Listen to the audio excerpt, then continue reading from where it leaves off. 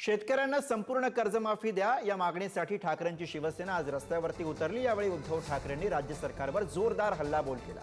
राजा उदार झाला आणि हातात टरबूज दिलं, इतिहासातील सर्वात मोठी थाप फडणवीस सरकारनं मारली, असा हल्लाबोल उद्धव ठाकरेंनी केला।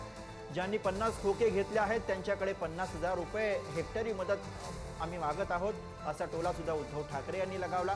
मोदींच्या नवी मुंबईतील सभेत कुणीही शेतकरी मदतीवरती बोललं नाही। कर्जमुक्त करेपर्यंत आम्ही सरकारला सोडणार नाही, असा इशारा उद्धव ठाकरे यांनी दिला। राजा उदार झाला आणि हाती काय दिला? अरे आता येता एका शेतकऱ्यांनी सांगितलं की साहेब हातात टरबूज दिलं। राजा उदार झाला आणि हातात काय दिलं? या टरबूज। ही शेतकऱ्यांची थट्टा चाललेली आहे। तुम्हाला काय पडलं शेतकऱ्याला किती काय मिळते त्याचं?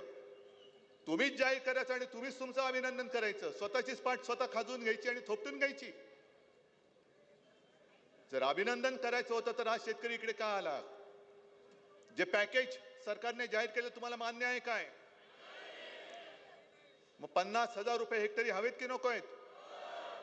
फक्त लक्षात घ्या की 50,000 रुपये हेक्टरी आपण कोणाकडे मागतो? कोणाकडे?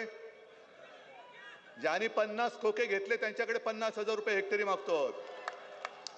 त्याच्यामुळे असे तसे वटणीवरती येणार नाहीये ते। मुख्यमंत्री जे बोललेत की खरडून गेलेल्या जमिनीला पर हेक्टरी आम्ही मनरेगातनं किती देणार?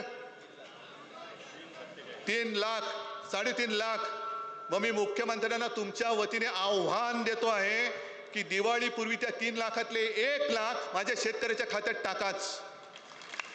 जेव्हा सगळ्या शेतकऱ्याचं पीक उद्ध्वस्त होतं, पीक कापणी कशी पीक कापणी करणार? आता राहिलंय काय शेतामध्ये? एक तर निकष असे टाकले, जे होते ते काढून टाकले आणि निकष असे टाकले की शेतकरी मेला तरी त्याला विम्याचे पैसे मिळणार नाहीत, अशा पद्धतीचे निकष आहेत। आणि तुम्ही नाक वर करून सांगता शेतकऱ्याला आम्ही 5,000 कोटी रुपये विमा देऊ। कुठून देणार विमा? कसा देणार विमा? कोंबडी गेली तर एका कोंबडीला 100 रुपये।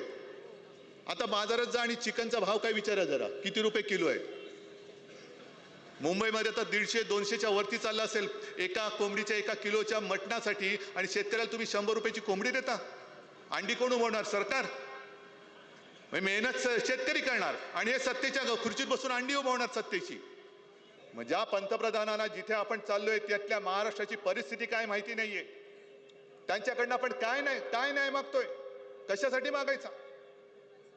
म्हणजे जे 1 फूल आणि 2 हाफ बसलेले आहेत, कोण? 1 फूल आणि 2 हाफ। म्हणजे मला वाटतं कैलास ओम आणि सगळ्या आमदारास वगैरे सगळ्या तमाम शिवसैनिकांचं खास कौतुक करायचंय।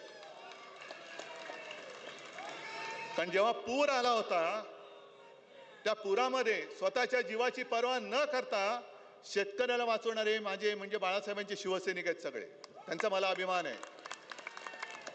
मी मुख्यमंत्री असताना माझी नियत काढत होता, आता मी तुमची नियत काढतो, पण मी राजकारण नाही करत।